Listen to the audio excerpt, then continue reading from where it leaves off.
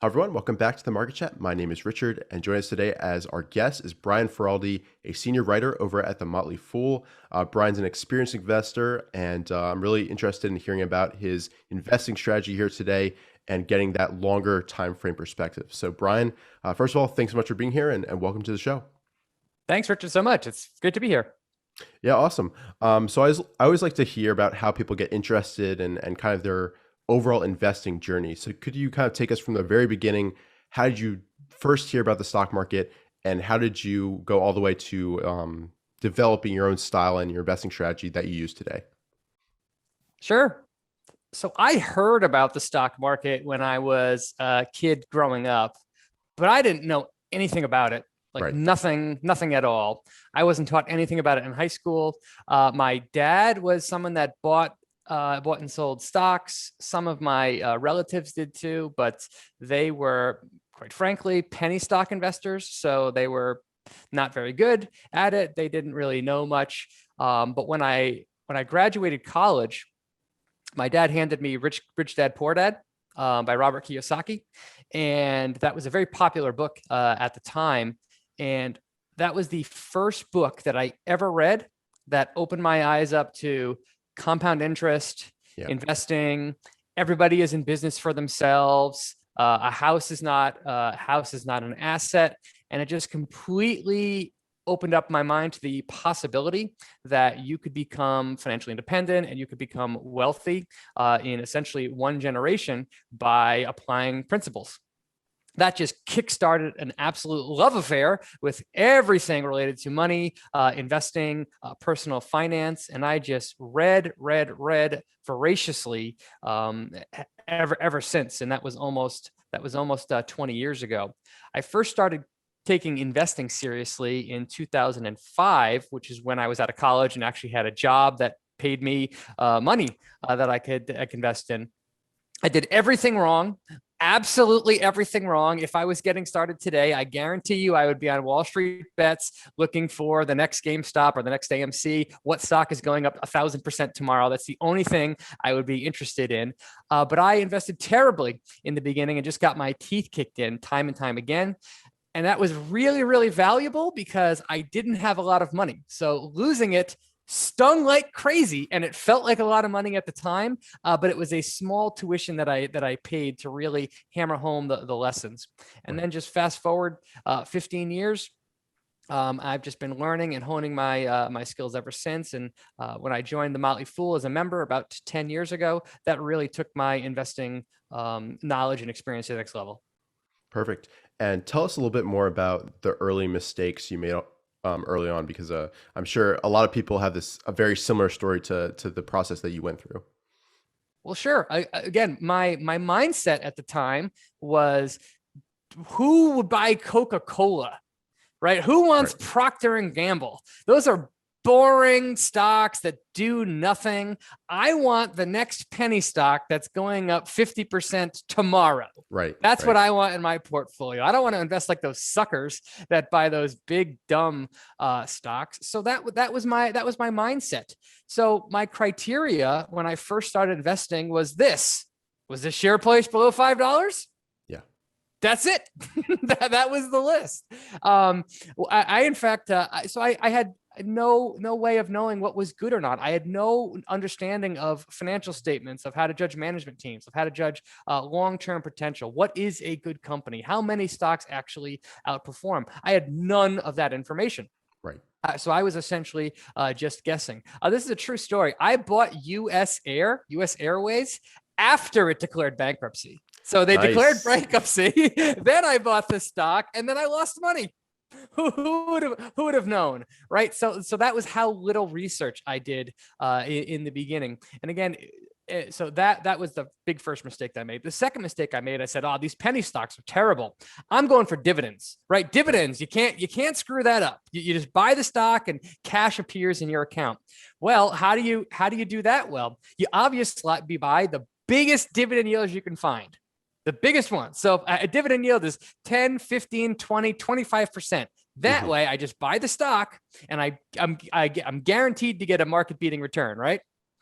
Wrong again, right? companies with big dividend yields are typically that way because the share price has been smashed because the business is in trouble. And those dividend yields you see are a mirage. It's looking backwards, whereas the market is looking forwards. So I bought many of those and also lost tons of money. So I learned very early on that penny stocks are dangerous. Do your research, and high dividend yields are dangerous. But those are all lessons that I learned the hard way. Perfect. And currently, after 15 years of doing this, how would you classify your current style, if you want to classify it? What type of companies are you looking for at this point? My primary style, if you had to pin me down, was I invest in the highest quality businesses that I can find. I buy them, I scale into them over a period of years, and I hold them as long as they remain awesome. And by doing so, I think that sets me up to outperform the market over long periods of time. Mm-hmm. Now, I am not style focused. I invest a lot in technology and healthcare just because those are two markets where I see the biggest competitive advantage, the biggest long-term growth, and the highest quality businesses. But I have a checklist that I take. If you give me any ticker that I didn't know, I would start by researching the company and taking it top to bottom through my checklist. And the checklist has been refined over years, and it just screens for the qualities that I find most attractive, and it screens out the qualities that I find the least attractive. And the highest scoring companies on that checklist, I will add to my portfolio, and the lowest scoring ones I avoid. Simple. Yeah, I love it. And outside of Rich Dad, Poor Dad, what other kind of foundational books kind of help shape your process? And if not books, what other resources helped you develop your personal style? Yeah, so at the time, books were a big thing. So there's so many wonderful books. If related to investing, I would say the two that shaped me the most were Peter Lynch's books. So One Up on Wall Street, Beating the Street, etc. Jack Bogle's books on index fund investing, keeping things simple. Those were great. And then on individual stock picking, probably the Motley Fool's books, the Motley Fool Investment Guide and the Motley Fool $1 Million Portfolio. Those really were the books that I would say I recommend heavily. Oh, another one is the Little Book That Beats the Market, I'm pretty sure it's called, by Pat Dorsey. Pat Dorsey has a couple of books about moats and competitive advantage and investing, and those are excellent. Those are great book resources, but nowadays there are so many other ways to get information that are just superior. Twitter is a major source of ideas and information for me. YouTube has phenomenal content on it. I'm a huge fan of the Motley Fool. The Motley Fool's paid services and even their free articles are wonderful resources. Podcasts are a great place to get information. You could listen to companies' earnings calls very easily, or you can even read transcripts of their calls very easily. SEC filings, where you're digging through 10Ks and proxy statements. I would say if you're interested in individual stock investing, going after those sources of information, not only are they much more up to date, but they're much more convenient to consume. Like if you're like somebody that takes walks regularly, just put a conference call on your headset while you're walking around. You will learn so much about a business just by listening to what the management had to say. Perfect. And yeah, you mentioned Twitter and YouTube. Those are both sources that I use basically daily. And you once again, your links will be down in the description. Definitely check out Brian's Twitter as well as his YouTube channel. He's been putting out some excellent content if you're more on the valuation side of things, and also just want to learn a new perspective about how to view a business. I love your stock breakdowns, you guys. I watched the one with UPST talking about the risk with how concentrated its customers are. I thought that was an excellent point. So yeah, I really enjoy that, and yeah, those links will be down below. Brian, you also have a focus on spreading financial wellness. Could you tell us a little bit about what that is and what kind of your mission is? Sure. I'm a huge believer in mission statements, and I came about that the long and slow way. Like most people, if they hear the term mission statement, they probably think that corporate fluff that they put on their HR website that absolutely means nothing. I understand why you think that. Not only did I think that for many, many years, but that is true. Most companies have garbage mission statements. They are not mission driven. Over time, I've really come to respect the power of having a mission statement as kind of like the North Star for your life. And if you craft a really powerful and strong and simple mission statement, it just simplifies decision making like nothing else. So I spent a long time thinking about the exact words for my mission statement. And it could change over time, but for right now, it's to spread financial wellness. I believe that my career, the reason that the thing that makes me most excited is helping other people to do better with their money. Essentially, all the information that I've consumed and benefit from over the last 15 years, how can I help other people do that? Because most people have no clue how to manage their money. Now, there's several different ways that you can do that. Obviously, the fun way to do that is to talk about individual stocks, right? It's really fun to talk about what stock is going to go up 10x over the next 5 or 10 years, right? That's a fun conversation that lots of people are drawn to. You know what's not fun?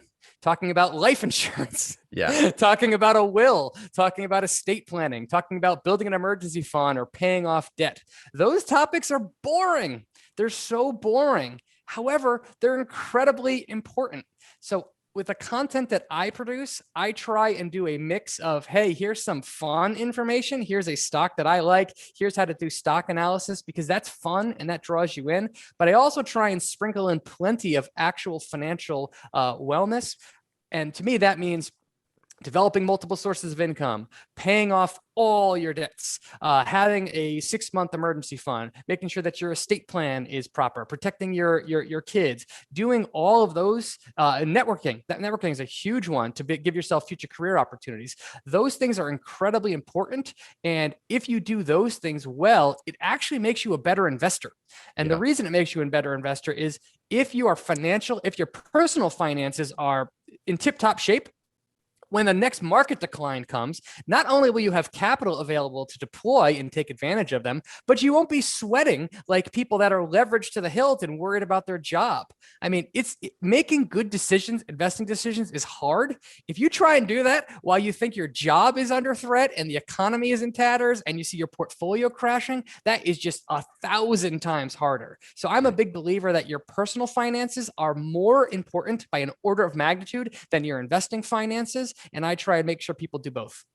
Perfect. That's a noble goal for sure, and something I'm trying to address a little bit as well on my channel, and also just talking with my friends as well. And this brings me to a point that I think there is a lack of education when it comes to financial literacy and wellness, even at the college level. I mean, I was super happy when my friends recently just texted me that they were starting a Roth IRA and they wanted some more information about that, and that was awesome to hear. But yeah, what do you think are some concrete steps that younger people just getting out of high school, just getting out of college should take to set themselves up on the right path?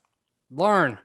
Yeah. Number one, just become financially literate. You have to educate yourself. And like you just said, it's really sad that a huge chunk of the population goes to school and comes out with zero financial literacy training. Zero. Yeah. Like, that is awful. And that was me.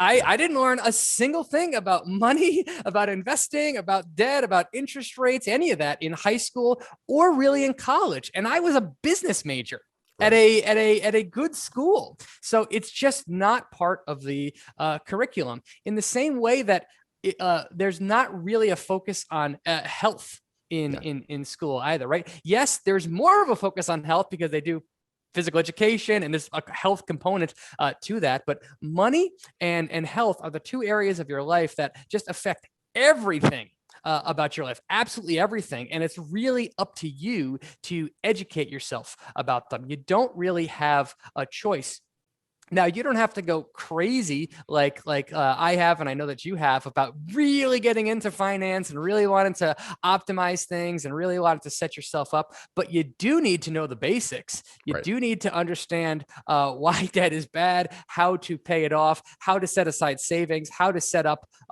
your retirement funds, how to open a Roth IRA, how to invest in, even if you just go with simple plain vanilla index funds. Just Yeah. doing that will put you light years ahead of most people. So my advice to anybody that's not in that spot is to start by educating yourself. Yeah. No, no, that's great advice.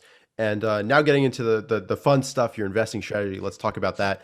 Um, First, tell me kind of where do you first come up with, where do you kind of hear about companies that you could potentially be interested in? From what you said before with social media, it may have shifted from other sources to now Twitter even. So tell me about your process and how you really look and hear about different companies.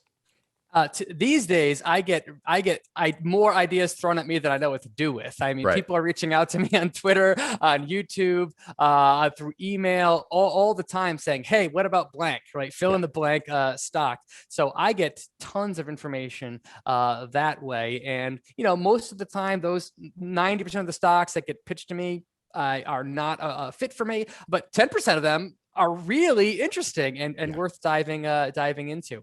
So there's numerous ways that I get stock ideas. Prior to having any sort of social media presence, though, the way that I got stock ideas, number one, was through the Motley Fool. Hmm.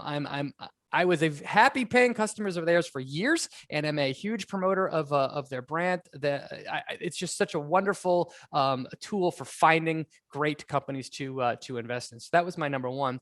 Number two was digging into the portfolios of investors that I respect. I mean, everyone knows Warren Buffett. Few people know Chuck Ockery. Hmm. Chuck Ockery is a wonderful investor, and he has several mutual funds, and he has beaten the pants off of the market over a couple of decades. So his portfolio is something that I regularly comb through to see what's he buying. And there's several other investors that are like that. Number three would be just using screeners. Hmm. One screener that I like a lot is called finviz.com. That's a very simple, easy tool. And I usually start there by looking at certain sectors of the market. There are some sectors that just naturally have great economics, and there are some sectors that have terrible economics. So I just find the sectors that I think have good long-term economics, and then just read through those. And oftentimes you can come up with ideas that you never heard of. And then finally, I keep an eye on the IPO markets. Right. There are tools out there, like there's a great website called IPO Scoop. I think it's SCOOP.com. And you can just look through the last 100 IPOs, and it'll just tell you like very basic information. Like, here's the name, here's the ticker, here's the industry that it's in, and here's how it's performed since it came public. But a lot of great investments, a lot of great investments that I've made have come public in the last, say, 15 years. And there are just wonderful companies that are coming public these days that have great long-term potential and are really high quality businesses. So, but between those, I have more ideas than I could possibly run through my checklist. Yeah, it's all about finding the best of the best, the ones that can change the way we work, live, or play, and then concentrating in those for the long term. Yeah, I'm with you. So once you've heard about a ticker, a company, what is your actual process from then on? How do you dive deep and do your own due diligence and basically make the decision about whether it's worth allocating some capital to it? And if you want to go ahead, I know you've got the investing your checklist, which I think is fantastic. If you want to bring that up, go for it. Sure. Do you have a ticker in mind that you want me to talk about? Let's see. How about Roblox, RBLX? Okay, Roblox. That's a company I bought pretty much on IPO day because my kids are addicted to it. Yeah, I've heard that from a few parents for sure. Yeah. So that one just came public. Let's do one that's a little bit older. How about DocuSign? Yeah, no, This is DocuSign's a company that perfect. I know well. I would, because I want to show you my process. So one of the first things I do with any ticker is I go into this tool called Y Charts. It's just a Right. charting tool that I like. And the very first thing I look at is how is it done since it came public. Right. So DocuSign, it only came public in 2018, and it's up 600%. And the market's up 73%. So it's smashing the market. That is an awesome sign, in my opinion. A lot of investors would look at this and say, oh, I missed it. Too late. Can't get in now. It's up 600%. I'm the exact opposite. I say this stock is winning. I want to own companies that are winning. So I like to look at the last 5 years and then since inception. So let's just do another company that I like a lot. So Autodesk, ADSK. This has been on the market for a long time. So here's the last 5 years.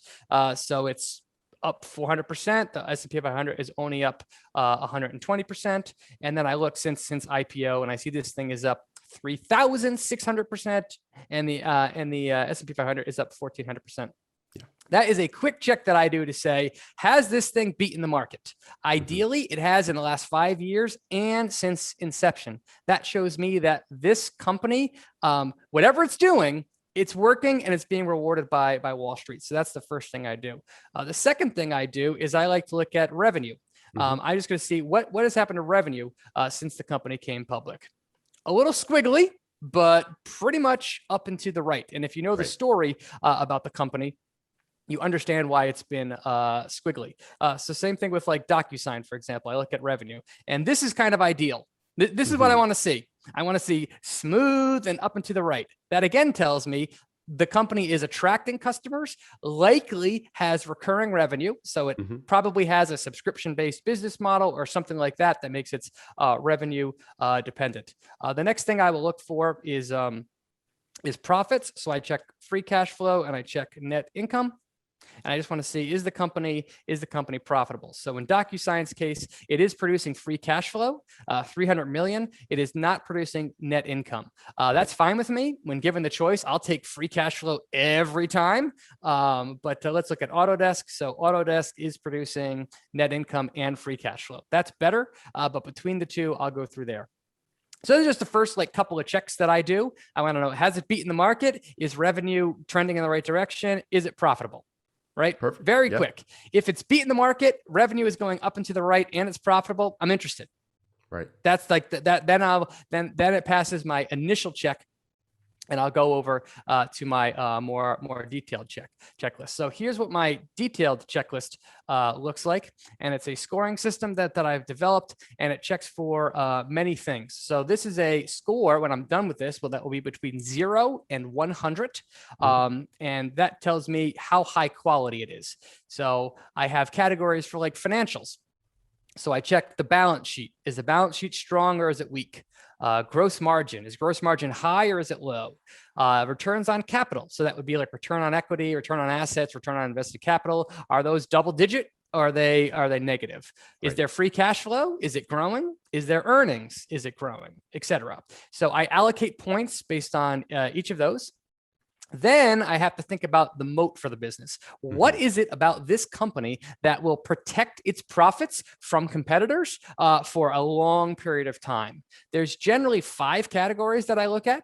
The first would be a network effect or a product ecosystem, such as an ecosystem would be just like Apple's products, right? If you have an iPhone, you're probably going to have an iPad. You're probably going to have an Apple TV. You're probably going to have an iMac, because all those products work together.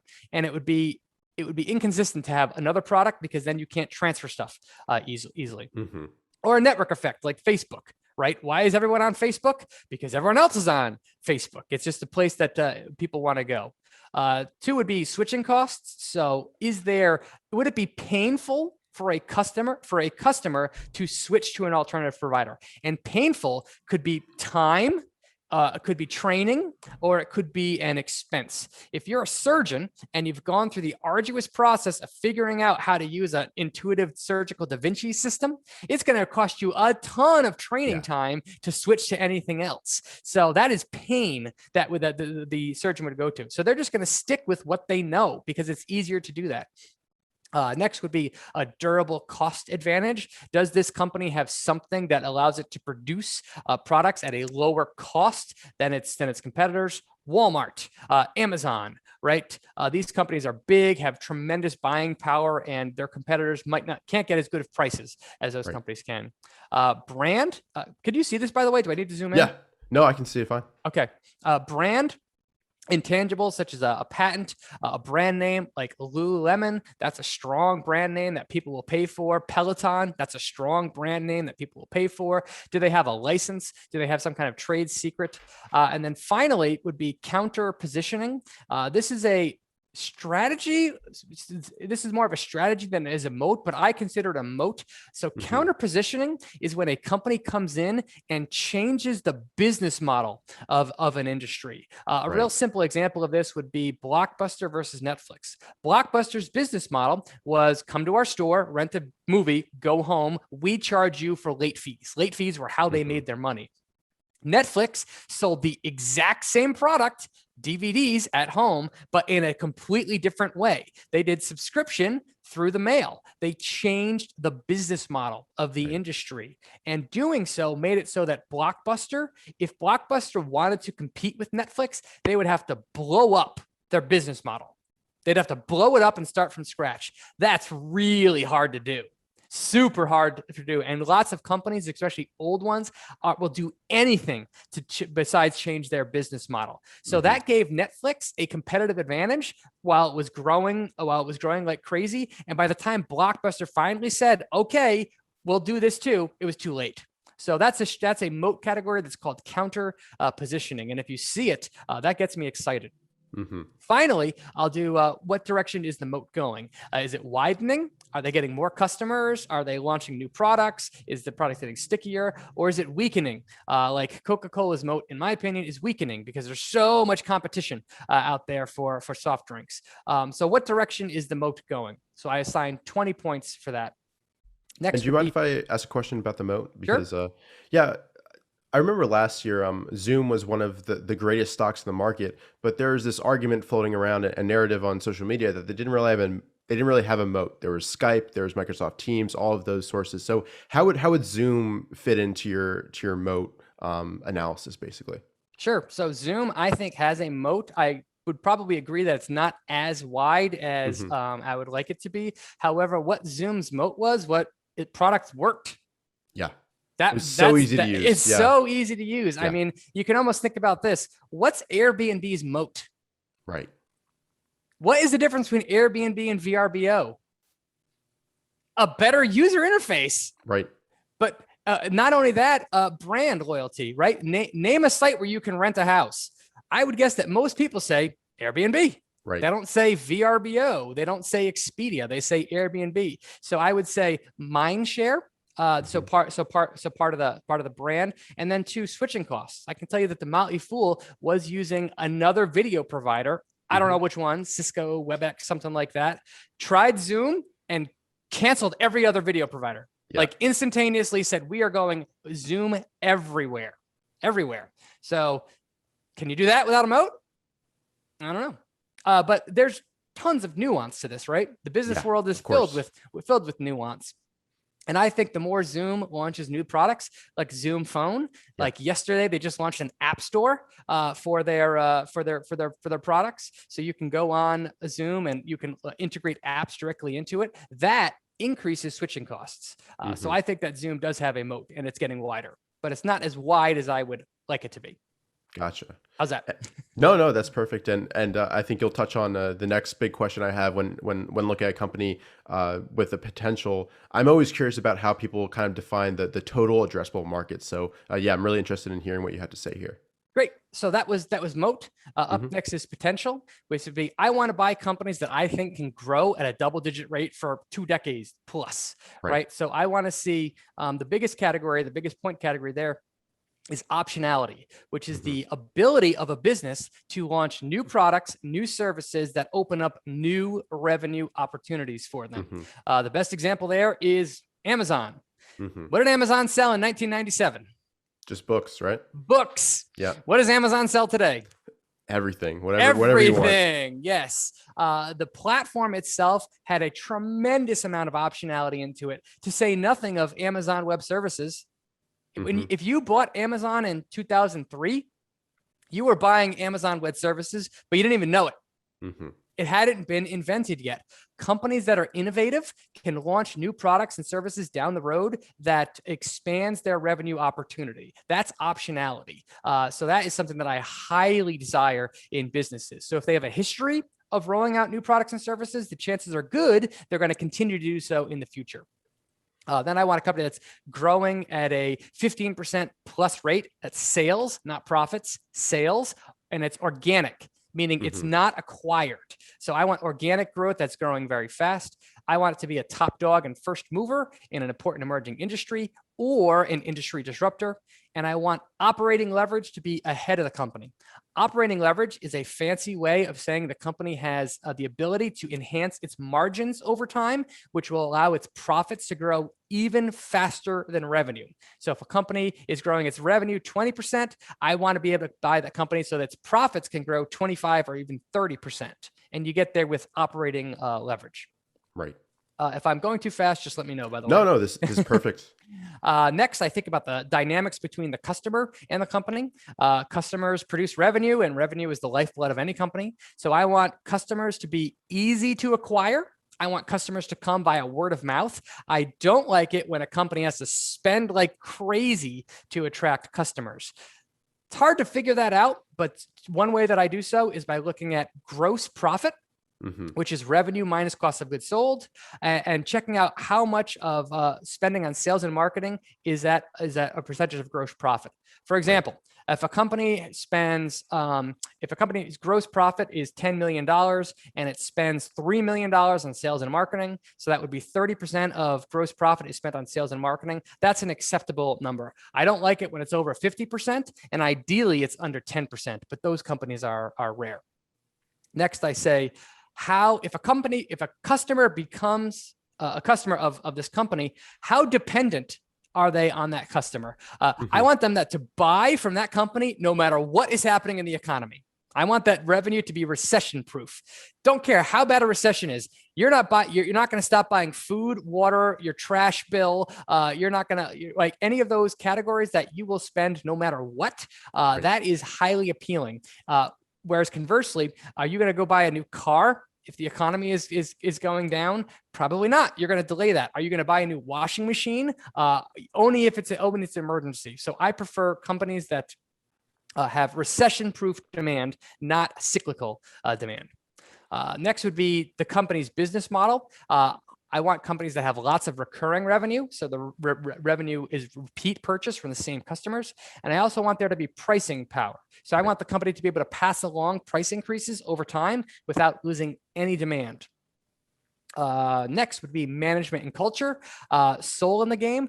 Ideally, the founder would still be in charge. I love investing in founder-led businesses. If it's not the founder, I want the CEO to have been there for at least 10 years and ideally longer. The best case scenario is the CEO has been there for decades and they went up through the ranks and became the CEO.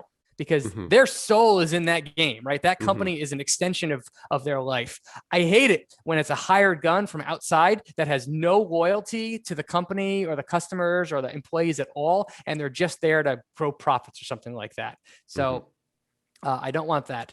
I want high inside ownership. If the stock goes down, I want management feeling it way more than me.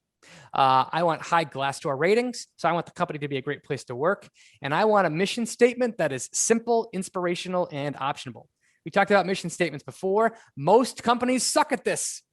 They suck at this, right? But there are some companies out there that are really good at mission statements. And if they're good at communicating it, I award them extra points. And what's an example of a good mission statement? Sorry to cut you off. The best I can think of off the top of my head would be Axon Enterprises. They're the company that makes tasers and stun guns. Their mission statement is to protect life. Right. 3 words. If you're an employee and you need to make a decision, the thing you ask yourself is, does this decision protect life?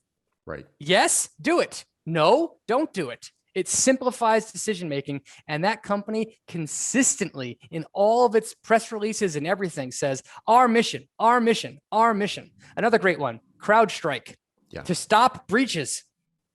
Right. How simple is that? Right. If I'm an employee, I need to make a decision. Does this decision stop breaches? Do it. If not, don't do it. It's such an incredible tool for decision making and empowering employees. And if you're all focused around the mission, it just makes execution so much easier. Right. And so up until this point, if a company got 100%, they get a 100 at this point, right? Before the One more gauntlet. category. Go for it. Yep. So then I look at the stock finally. Oh, yeah. As we said before, I want a stock that's beaten the market over the last 5 years. I want a company that is rewarding shareholders with its cash. So are they buying back stock? Are they paying a dividend? Are they paying down debt? And then finally, I want a company that consistently smashes its earnings estimates. So Right. I want a company that not only beats its targets, but raises its future targets.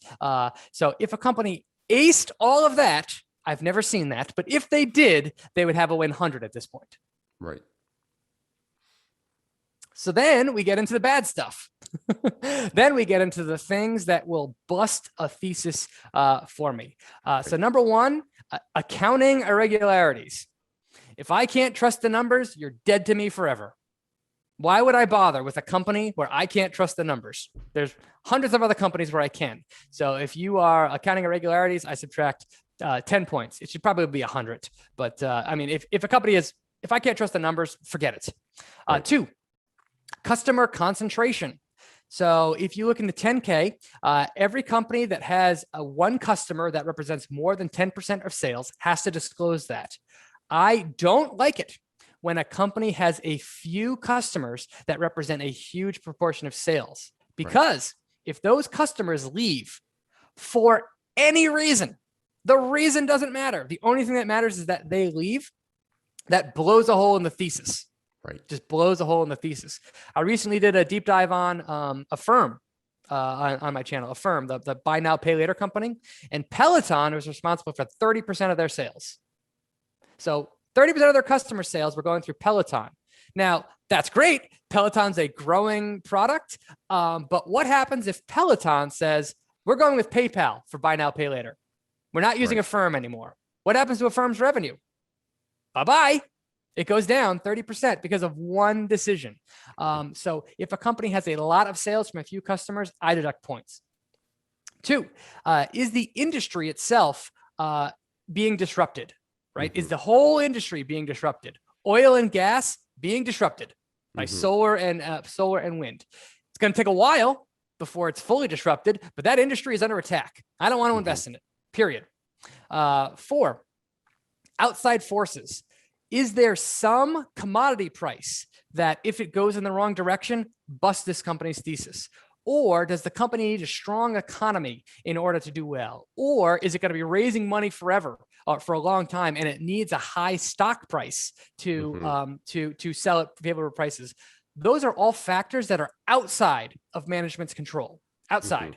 If there's a factor that busts the thesis, that makes it so the company won't do well because of one single factor, I deduct points. Interest rates are on there. If you're a bank, you want high interest rates. Low interest rates make it hard for you to make money. Well, banks don't control interest rates. The Federal Reserve does. That's a factor that's outside of their control, and it really matters. So I deduct points for that. Next, has the company lost to the market badly? Is it a big loser? If so, I deduct points. Next, is there a binary event ahead? So is there a legal challenge that's coming up? And if it goes the wrong way, bust the thesis. Or is there a patent protection? Is the company's Moat patents and the patents expire in 3 years? That would be a binary thing happening ahead. Knock off points for that. Next would be dilution. I hate stock-based compensation. I understand it's a fact of life, but I want the dilution rate to be under 3%. If it's over 5%, I deduct a lot of points. If it's between 3 and 5%, I deduct a few points. Next, I deduct points if they're growing by acquisition. Growing partially by acquisition is okay, and the relative size of the acquisitions matters. So if it's a $100 billion company buying a $1 billion company, irrelevant. Right? It's relevant. If it's a $10 billion company buying an $8 billion company, highly relevant, right? So the relative size of the two companies matters. But I don't want the thesis to be, we're just going to acquire growth. Right. If the financials make my head hurt, I subtract points. If there's antitrust concerns, Facebook, Google, if you're getting called out in the media for abusing your monopoly power, subtract points. If the company's headquarter is in a part of the world that's unstable, I deduct points. And if the company gets a lot of its revenue from currencies that are not the US dollar, I will subtract points. So add all of that together and I get a score. So right here next to it was Palantir, for example. We did this on my channel on June 3rd, and it got a 76. That's a really good score. And here's a little table down below that I use. So anything below 70 is essentially why bother? 70 to 79 is investable. And everything over 80 is like, why don't I own this? Right. And that's my process. No, that's awesome. And what are some examples of some stocks, some companies that have scored quite highly based on your system? The highest ones that I can think of would be a lot of FANG, to be honest. I mean, FANG is very high quality. So Facebook, Alphabet, Amazon, I already said Alphabet, but Netflix scored very well. A lot of smaller SaaS companies scored really well. A Blackline scored really well. BL, that's a really high quality company that flies under a lot of investors' radar. Mercado Libre is my number one holding and one of my biggest winners of all time. That scored very well. Tesla actually scores really well on this checklist. So yeah, there's a couple that have scored exceptionally well. And once you've decided to research a ticker, how long does the process take to go through that checklist and basically check all those different criteria? And what resources do you go to look for all that different types of information? This is literally the exact thing we do on my YouTube channel, where we take a company we had known nothing about and we research it from scratch. In fact, later today, we're going to be doing it on Robinhood. I don't know anything about Robinhood, but over the course of an hour, I'm going to find this stuff out. But yeah, it typically takes me it depends on the business. If it's a simple business, like Yeti's a really simple business to understand. That took me about half an hour to do. If it's a complicated business, like if I was researching Tesla from scratch, God, that'd take me like at least 2 hours to do. And then I would want to do tons of research beyond that. But taking going from I know nothing about this business to taking a company through this checklist, typically about an hour. Right. So not that long at all, honestly. So basically on a given weekend, how many are you looking at, or do you do it less often than every weekend? Well, at this point, I've now done this hundreds of times, hundreds of times with companies. So I do them with new companies, typically about 1 or 2 per week. But that's because the back base of companies that I've already done through is pretty big. And if a company scores really well, it's probably in my portfolio. So that's where I kind of like want to focus my time on, are these companies still awesome? Right. There's a time component to this. Another thing to note is that this checklist has some big time flaws to it. One flaw, if a company hasn't been public for a year, it's unfairly punished because we don't have earnings reports. We don't have 4 earnings reports. We don't really have long-term stock data for it. That's not the company's fault. That's my checklist's fault. It also biases against banks, insurance companies, biotechs, oil. So I wouldn't use this checklist for those type of businesses. If that's the type of investor you are, this is going to skew that downward. It also is biased against big, boring companies that are just slow growth. And those can be fantastic investments. So this isn't like the be all end all checklist for everything. It's just designed to find what I'm looking for in a business. Perfect. And when you're talking about the importance of being founder led or somebody from internally in the company becoming the CEO, I immediately thought of Lisa Su at AMD, who really turned around the company, and also, of course, Elon Musk at Tesla. So I've heard from so many investors that being founder led and having somebody who has a personal stake in the well-being of the company, that's an incredibly powerful sign that it could be a potentially good investment. Nassim Taleb calls that soul in the game. Right there. They would be emotionally hurt if that company didn't do well. And that's one big reason why investing in founders is kind of like a cheat sheet for that. If you're a founder of a business and you went from this business doesn't exist to this company is publicly traded, you're ridiculously wealthy. Like ridiculously wealthy. Like it's impossible to not be a multimillionaire. It's not impossible. It's really hard to not be a multimillionaire in running a company from it doesn't exist to taking it public. At that point, what's driving you? You're rich. You're rich. Like Right. what it's not, you're not there for the financial incentive. Some are, but it's not as big of a driving force. Many founders are still there because they love the company, because Yeah. they love what they're doing, because they're friends, right? They put so much of their life into that thing. They want to take care of that thing, and they can also prioritize the long term. They oftentimes can like thumb down their nose at short-term analyst estimates and kind of say we're investing now for the long term. Hmm. Those are the people I want to put my capital with. I don't want hired guns that are like, I'm here to increase earnings 20% next year and then sell Right. this thing. It's like, Right. pass. Right. Perfect. So now let's get into actually portfolio allocation as well as how you build a position in a promising company. So let's say you found a great company, you want to start a position. How do you go about it? How much of your portfolio is that first buy, and when do you add to that position if you do? Sure. This is something that I learned from one of my mentors. His name is Tom Engel. If I find a company that aces my checklist and I am Hmm. just super excited about it, I buy instantaneously. No, not even looking at valuation. Right. I just want skin in the game. Um, Now, I will look at valuation and Hmm. I will note the valuation at that time, but I just want a little bit of skin in the game right away. Hmm. My knowledge of that business will grow over time, Hmm. because because when I make my first purchase, I want to be the most ignorant I will ever be about that company. And I will learn more every time the company reports earnings or they do a presentation or something like that. I'm going to educate myself about the business as I get to know it better, but I want skin in the game right away.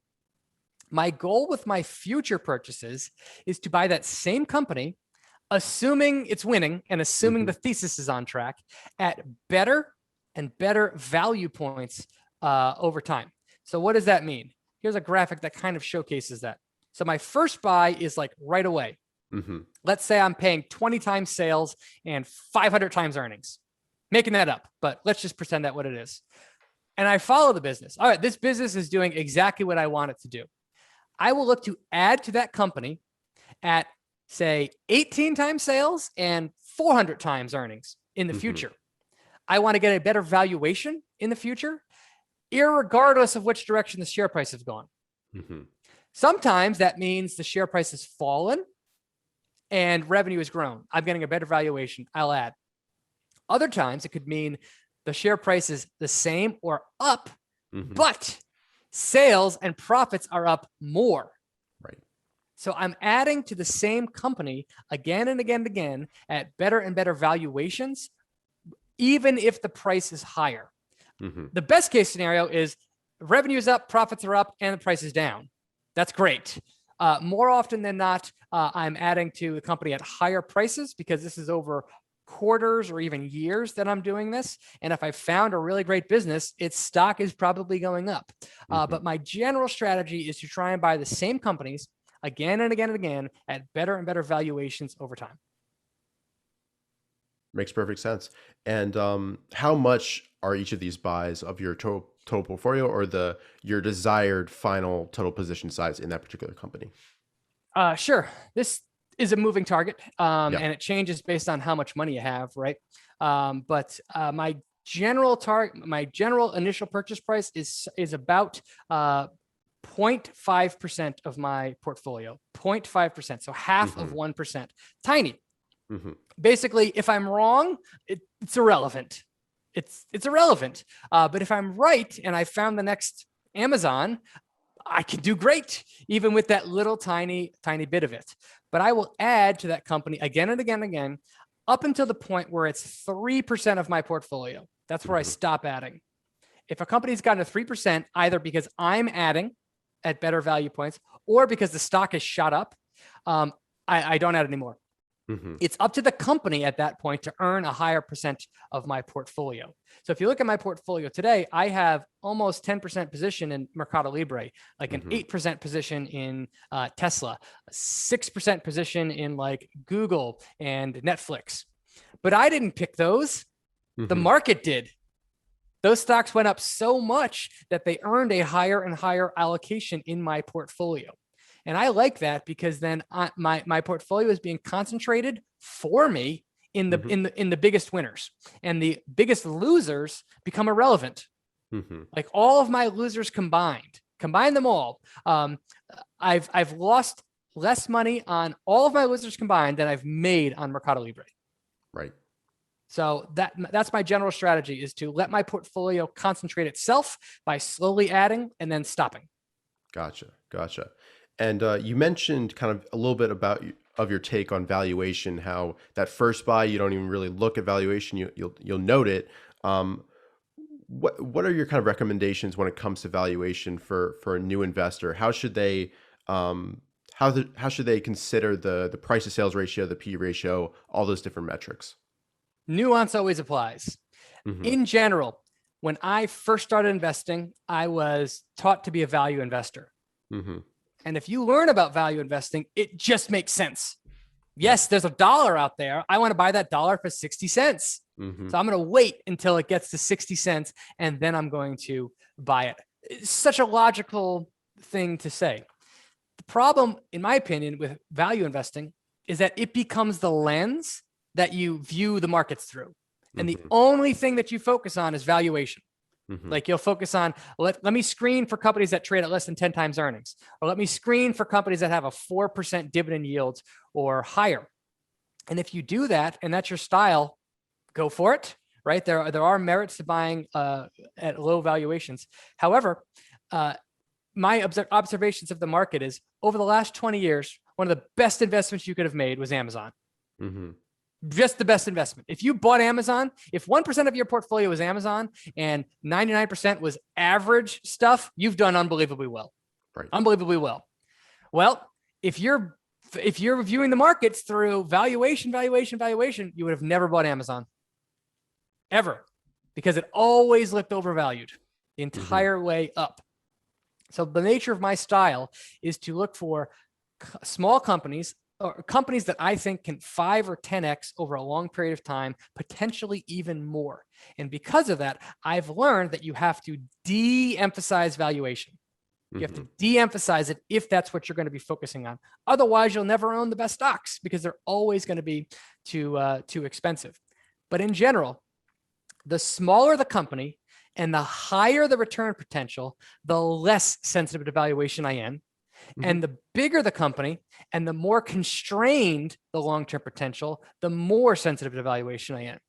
So a company like Microsoft, worth $2 trillion. Hmm. It's awesome. It's so awesome. Like the company is amazing, but it's worth $2 trillion. The hypergrowth is behind it. Right. I Right. would be valuation sensitive if I was investing in Microsoft. I would be valuation sensitive if I was investing in Apple, because those companies, the hypergrowth is behind it. Hmm. If you find a company that's worth $1 billion and you think one day it could be worth $10 billion, I buy it.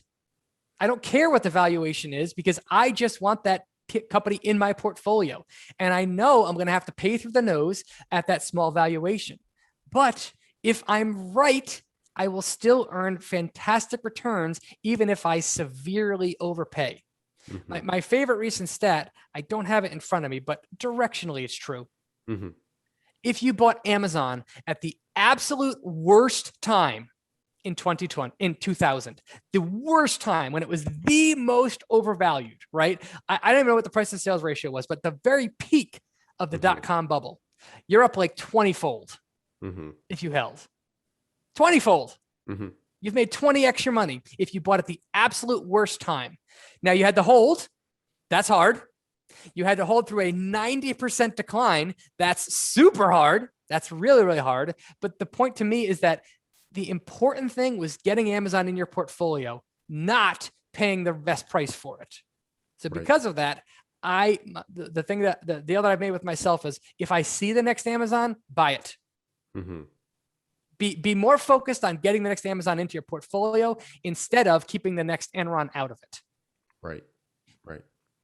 And what's your take on averaging down? Because obviously, if you did make your first purchase in Amazon, you had to wait quite a while Yep. before you even broke even. So, Yep. and a 90% decline to me says there's something not right with the overall market at that time, and maybe even the initial business. My thesis might be wrong. So, what's your take on averaging down, and how would you deal with a stock decreasing that much from your first entry price? Watch the business, Mm-hmm. not the stock. Mm-hmm. Watch the business, not the stock. If you actually watched Amazon's results, during that 90% decline, revenue up, customers up. The company was still innovating, was still building centers. The Mm-hmm. thesis for the company was still on track. What happened during that 90% decline is investors went from extremely excited to extremely pessimistic.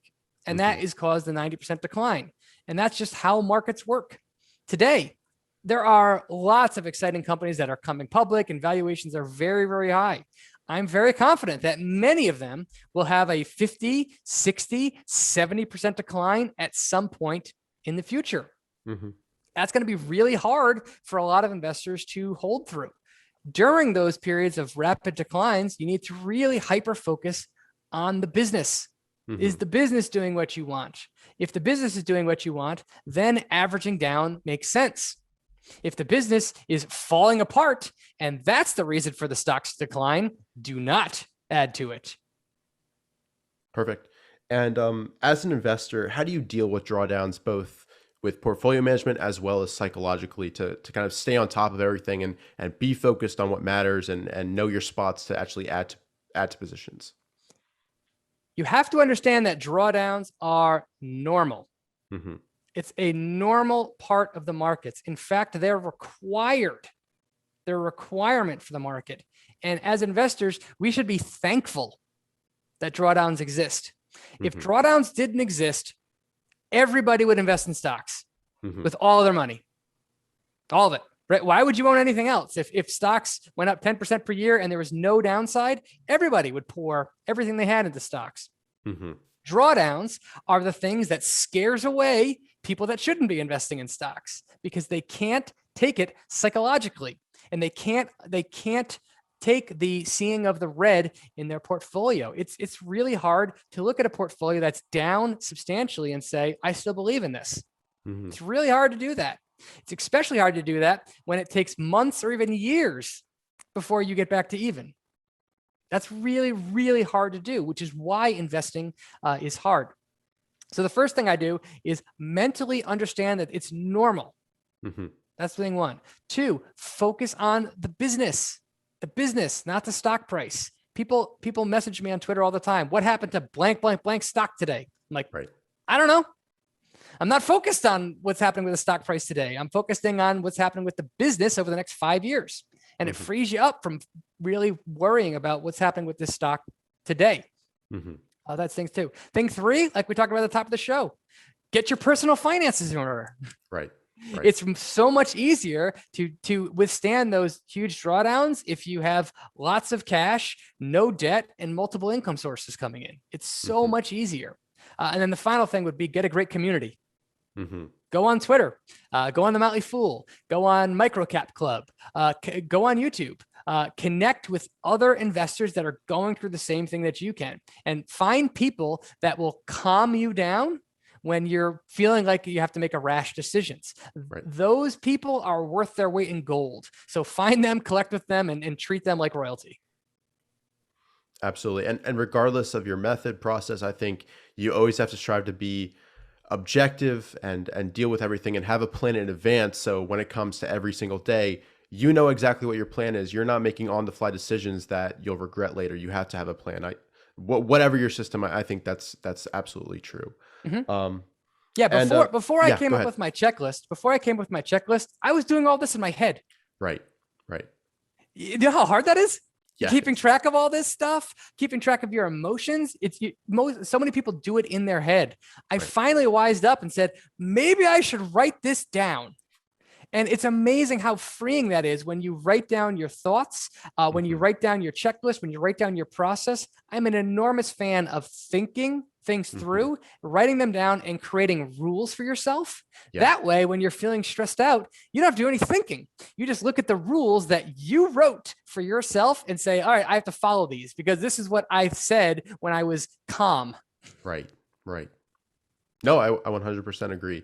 And I'm always curious about this. When it comes to investing, how do you define risk, and how do you manage that risk? with investing, risk is permanent loss of capital and poor returns. That's it. If you are an individual and stock investor, like I am, risk is underperforming the market for long periods of time, right? Risk is I'm going through all of this work, I'm doing all this research, I'm putting the time and effort into this, and I'm ending up worse off in the long term than if I just index funds. So that's the risk. I mitigate that risk by having a process to identify high quality businesses, one. Two, by diversifying not only into many different companies, but diversifying my entry points into companies. If you're continually buying into the market over 10, 20, or even 30 years, you're buying in all kinds of market cycles. You're buying at tops, you're buying at bottoms, you're buying at sideways markets. So that gives you diversification. And then three, valuation would be, it's definitely a risk. It's not that I'm blind to that. If you're paying 20 times sales for something and that thing doesn't grow as fast as the market wants it to grow, look out below. Right. You're going to get hurt. So I mitigate the valuation risk by buying at better and better value points over time. And then again, the final way to mitigate risk is by understanding how markets work, what makes businesses go up over time, and then having a community of people to help keep my head on straight when I'm feeling stressed.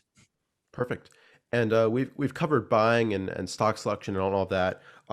What makes you actually, if you already have a position, what makes you sell some shares? Maybe if something goes wrong, a red flag pops up, and maybe if you have an example offhand, that would be great to hear as well. Sure. There are 11 reasons why I sell. I'll tick through them pretty quickly. Number one is the most important. I was wrong. My analysis of the company was wrong.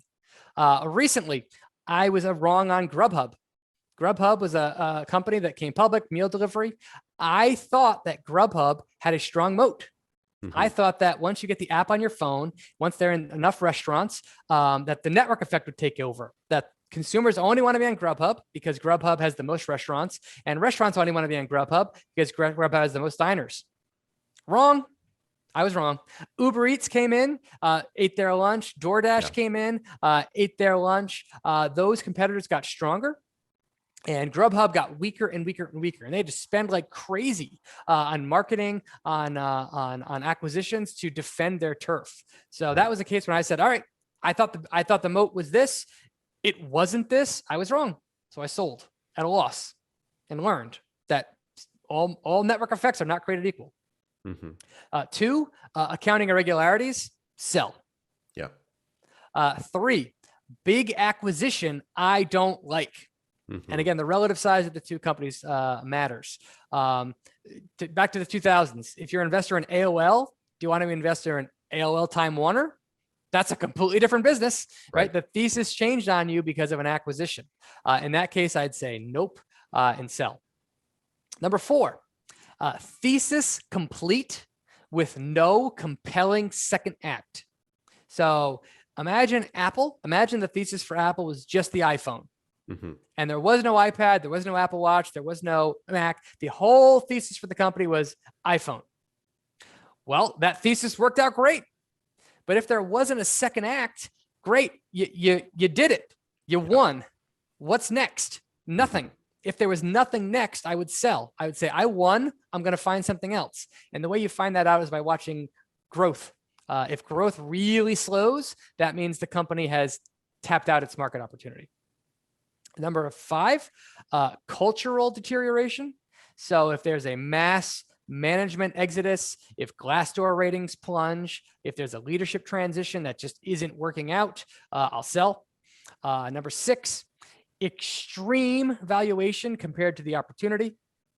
So if a company was extremely highly valued, if a company was worth $100 billion at a very high valuation, and I was like, what's the bull case? The bull case is this is a $150 billion company. Well, that's a whole lot of risk for a 50% return. I would start to sell and allocate to something that has a better risk reward profile. Seven, it's too big of a position for me. So if it's more than 10% of my portfolio, if it's a high risk business, or 15% if it's a low risk business, I'll start to trim. I'll just declare victory and start buying other things. Number 8, I lost interest in the business. If I'm not interested in following it anymore, I'll sell. Number 9, if it gets acquired, I'll sell. Number 10, if I need the money for my personal life. So the reason we invest in the first place is to buy things later in life, like college, house, cars. I'll sell to fund those things. And then finally, I will sell to tax loss purposes. So if I'm down in a position, I've lost faith in it, I will sell to lower my tax bill. Perfect. No, I think those are all fair points, 100%. And to kind of wrap things up, I think it would be great to hear about kind of one case study and a big position of yours, whether it's Melly or Tesla. How did you first hear about it? When did you first start accumulating shares, and how are you managing the position at this moment? Sure. So everyone I think knows Tesla at this point. Sure. Yes, that is one of my biggest positions. But how about one that doesn't get talked about a lot, but I think is a very high quality business, is Adobe. Yep. Adobe Systems. Adobe Systems is like, I don't even know how big they are, 200 or 300 billion, something like that. You never hear about them. Yeah. Like in the news, right? Like ever. Yeah. $300 billion company, $300 billion software company. You ever heard Adobe? Like anybody talk about Adobe?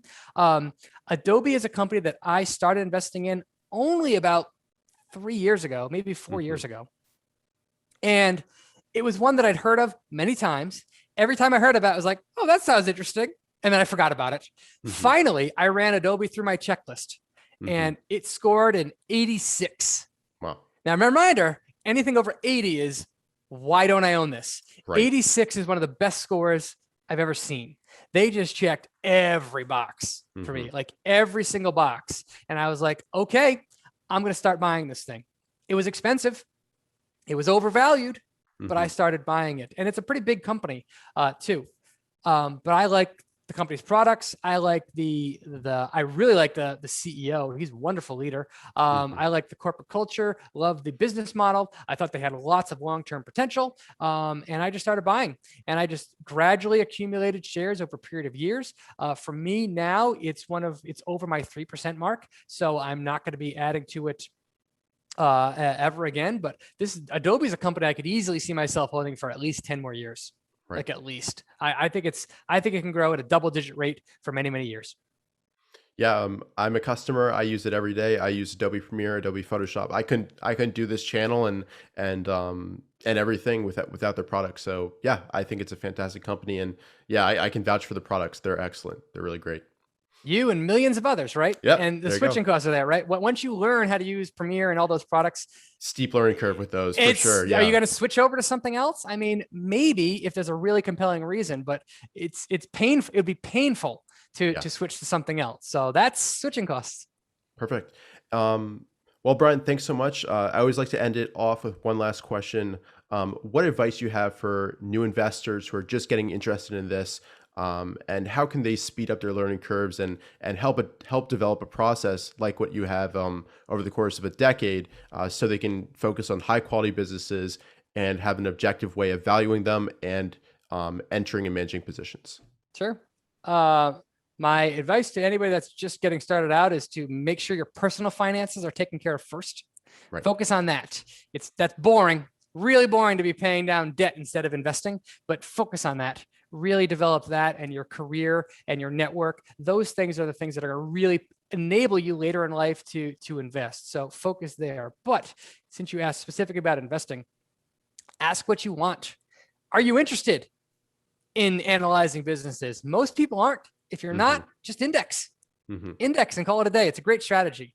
If you are interested in individual stock selection, come up with a process. Find out what type of investor you are. My checklist is available for free to download if you want to use it as a starting point, and then just make it your own. Find out what kind of things you are interested in investing in and adjust my scales, right? If you really want companies with high revenue growth and high optionality, make those worth more. If other factors don't matter to you, eliminate them. But come up with some process. There's huge value in writing down what you want, what you don't want. Is that then when you're making decisions later, you just reference the things that you want and don't want, and it just simplifies everything. Perfect. And Brian, thanks again for coming on. Despite the difference in our styles, I think we're focused on many of the same exact things, and I always value hearing other people's perspectives, so I can steal a little bit of their process here and there, and help improve my own investing, my own trading. So thanks again. I'll have the links to your Twitter, your YouTube channel, and also that template down below. But is there any other places that people can reach out to you and ask you questions if they would like so? Oh, the best place is on Twitter and on my my YouTube channel. And like you said, I always like learning from other people, other people's perspective. I don't pretend that my way is best. It's just the best version that I found for me Right. as of right now. And this process is always changing. So if you have criticism for me, I'm always interested in learning new ways. Perfect. Well, to everybody watching, thanks for tuning in. If you enjoyed, go ahead and leave a like down below and subscribe if you're new to the channel. And go ahead and check out Brian's links down below. I really recommend a follow on Twitter, and the YouTube videos I've seen have really been awesome, diving deep into companies. So thanks again for watching, and I'll see you guys in future videos. Thanks.